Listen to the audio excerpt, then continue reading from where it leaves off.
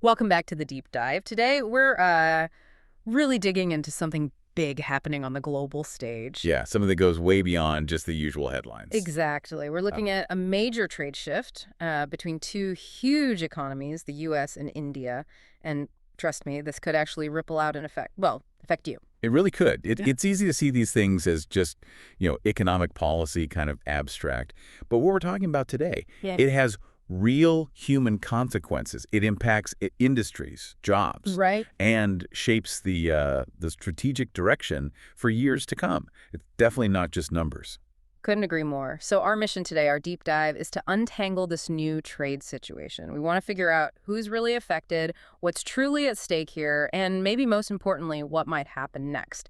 Let's try and cut through the noise, get to the core of it. Okay, let's unpack this then. The main thing we're focusing on is the U.S. deciding to slap pretty substantial 25% tariff on a whole range of Indian exports. 25%. Yeah. And here's the kicker, the timing. These tariffs, they're set to kick in on August 7th, 2025. Which is, wow, just 5 days from now. Yeah. That day being August 2nd. Exactly. It makes it incredibly immediate, doesn't it? It really does. And, this isn't happening in a vacuum. It's part of a much bigger picture of ongoing trade tensions between the two.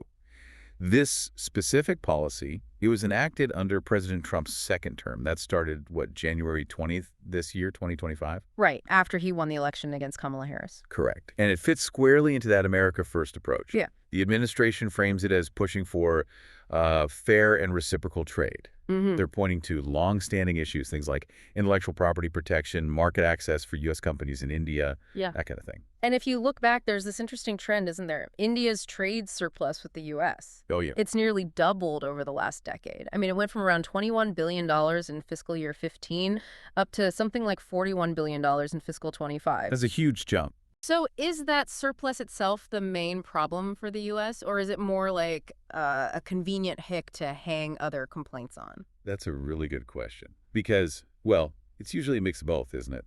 A trade surplus just means India sells more to the U.S. than it buys from them. That's not inherently bad. But when a government is pushing a policy like America First, that surplus becomes a really visible symbol. A symbol of imbalance. Exactly. They use it to argue that maybe the trade isn't fair, that maybe India needs to open its markets more or protect IP better or adjust its own tariffs. So yeah, it's an economic fact, but it's also a potent political tool to justify actions like these tariffs. Okay, that makes sense. So this 25% hit is coming on August 7th. Which Indian industries are really feeling the heat? Where does it get, really interesting or maybe worrying? Worrying is probably the right word for several key sectors. Let's take textiles. Huge employer in India, millions of people. They're likely facing a really significant impact. Then you have auto components. Think about this. 27%, nearly a third of India's exports in that sector, go straight to the U.S. Wow. So their competitiveness just takes a nosedive. Potential loss of market share there is very real. Right. And tires, too. About 17% of their exports go to the U.S. That means higher costs for those tires in the American market. Simple as that. And it doesn't stop there, right? Chemicals. Yep, chemicals and agrochemicals are also on the list. Agrochemicals specifically send about 18% of their exports stateside. Potential supply chain disruptions there. But maybe one of the most striking examples is cut and polished diamonds. Ah, yeah, I saw that number. It's huge. It really is. A massive 36% of India's diamond exports go to the U.S. And that's not just money, is it? That's people's jobs. You mentioned Surat in Gujarat. Exactly. This industry supports estimates are around 1 million jobs directly, mostly concentrated in places like Surat. Yeah. So the human impact there is just immense. 1 million jobs. That's staggering. It is. And if you zoom out to the whole Indian economy, ICRA, the credit rating agency, they put out a warning. They think this tariff could actually trim India's growth forecast for fiscal year 26 by about 20 basis points. So taking it down from what, 6.2%? Yeah, from an expected 6.2% down to 6%. It's, let me think of it like this. You're expecting a 6.2% raise at work, but you only get 6%. You're still getting a raise, which is good, but it stings. You feel that missing bit you were counting on. Yeah, that's a good analogy. It's a definite drag on growth. Now, you mentioned key sectors, but there was one really significant exemption, wasn't there? Yes. Critically important. Pharmaceuticals. Which is massive for India-U.S. trade. Something like 37% of India's pharma exports go to the U.S. Huge. And they are, for now at least, not affected by this 25% tariff. Okay, so why? Why leave pharma out? What does that signal about the U.S. strategy here? Well, it's highly strategic, I think. India is famously known as the pharmacy of the world, right? Right. Especially for generic medicines. Right, affordable drugs. Exactly. The U.S. healthcare system relies pretty heavily on affordable generics from India.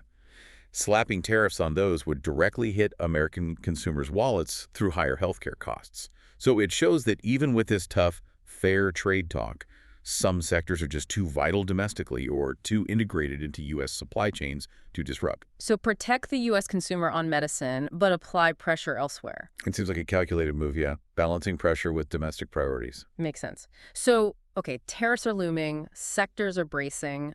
What are Indian exporters actually doing right now? This whole idea of export rerouting. What does that look like on the ground? It looks like a lot of frantic activity, honestly, a scramble. Exporters are actively searching for new markets, new destinations for their goods. They have to. Where are they looking? Places like Vietnam and Indonesia are popping up. Why? Because their import tariffs are lower, maybe 20% in Vietnam, 19% in Indonesia, compared to this new 25% in the U.S. So a pure cost calculation makes them more attractive almost overnight. Pretty much. It's an immediate incentive to divert shipments. And are we seeing this happen already? Any early signs? Yeah, there are reports. Diamond exporters, for instance, seem to be shifting focus towards places like Belgium and the UAE, other major diamond hubs. Okay. And you hear about auto and tire companies really stepping up efforts to find buyers in the European Union, maybe England, and across the Asia-Pacific region, too. It really is like that game, musical chairs, but with billions of dollars in trade deals. And India's trying not to be left standing when the music stops. That's a good way to put it. And look, while it's undeniably a crisis for many businesses, you could also frame it differently. It might be the painful push India needed to really diversify its export base. Move beyond relying so heavily on the U.S. market. Exactly. The U.S. took, what, $72.3 billion of Indian exports in FY24? That's a massive chunk. Petroleum products, pharma, jewelry, everything. This situation basically forces India to accelerate building stronger ties with, say, Europe, Africa, Latin America. And it might make joining big regional trade blocs, like RCEP, the Regional Comprehensive Economic Partnership, look a lot more appealing strategically. RCEP covers a huge part of Asia, right? A massive economic bloc. Joining could open up significant new avenues, helping to counterbalance reliance on the U.S. But diversifying like that, it sounds good, but it can't be easy, can it? What are the practical hurdles? Is it just finding new customers? Oh, it's way more complicated than just finding new buyers. Think about it. You need to potentially build whole new supply chains, invest in different logistics, different shipping routes. Right, and regulations must be different everywhere. Totally. Different standards, different certifications for products depending on the market. Maybe even retooling manufacturing lines. This isn't something you do overnight. It's a fundamental shift. Could take years, maybe even a decade to do properly. But the payoff is less risk long-term. Exactly. Less vulnerability to the trade policies of any single country. That's the strategic goal. And it's not just about where you sell, is it? Could technology play a role here, like innovation? Absolutely. That's another key angle. Maybe developing higher value products, things that aren't just competing on price, so tariffs don't bite as hard. Precisely. Moving up the value chain. The specialized chemicals, advanced electronics, high-end engineering goods. These often have better margins and are less sensitive to tariffs. What about digital trade, e-commerce? Huge potential there too. Selling directly to consumers or businesses online can sometimes bypass traditional import channels and customs hurdles. It opens up access to potentially smaller, niche markets around the world that might not have formal trade deals. It's about being agile, using tech smartly. So lots of moving parts. Which brings us to reactions. What's fascinating here is how differently everyone is responding to this tariff news, right? Oh, definitely. You've got a whole spectrum of responses. From the Indian government, for instance, the Commerce Minister, Piyush Goyal, is stressing that dialogue is the way forward. They're pushing for negotiation, trying to find a resolution. Keeping communication lines open. Right. And the Finance Minister, Nirmala Sitharaman, she's expressing confidence in the economy's fundamental strength, its resilience. Yeah. And highlighting that they're working on measures to support the industries that get hit. So a bit of diplomacy, a bit of domestic support. What about business leaders in India? What are they saying? Well, understandably, there's concern. Sunil Kanoria from the Indian Chamber of Commerce called it a very unfortunate development for exporters. Pretty direct. Yeah. And Ajay Sahai, head of the Federation of Indian Export Organizations, he's urging the government to really engage strongly with U.S. authorities, try to find some common ground. The call for action from business is clear. And the U.S. side, how are they framing this? From their perspective, a spokesperson for the U.S. Trade Representative basically reiterates the official line. This is part of a strategy to ensure fair and reciprocal trade. Rebalancing the scales, in their view. That's the narrative, yes. And then you have economists like Paul Krugman looking at the broader picture. He's made comments generally about tariffs, saying something like, tariffs are like fighting fire with fire. Meaning they might seem like a quick fix, but they often provoke retaliation and can lead to this downward spiral where ultimately everyone gets hurt economically. It highlights that global worry about rising protectionism generally. Yeah, the tit-for-tat cycle. So taking that step back then, what does all this mean for the bigger picture? Beyond the economics, what are the wider implications for, well, for geopolitical stability and for us as consumers? That's really the crucial question, isn't it? First, geopolitics. This is significant. India and the U.S. have been building a pretty strong strategic partnership, especially with a shared interest in balancing China's influence in the Indo-Pacific region. Right, a key strategic goal for both. Exactly. So trade friction like this, it can really strain that partnership. It puts tension on diplomatic ties precisely when they might need to be strongest. And don't forget, there's already complexity from things like U.S. pressure on India regarding its imports of crude oil and defense equipment from Russia. Right, the sanctions angle. Yeah. So India is constantly performing this delicate balancing act, managing its economic needs while navigating these big strategic alliances and pressures. It's tricky. Very tricky. And for consumers, people listening right now, how does this hit home? Well, pretty directly, potentially. In the U.S., these tariffs, they could mean higher prices on the shelf for Indian goods. Textiles, maybe those diamonds we talked about, certain auto parts. Fueling inflation, potentially. It contribute to it, yeah. Makes everyday items more expensive. Now, flip side, in India, if exports drop significantly in those key sectors. That means job losses.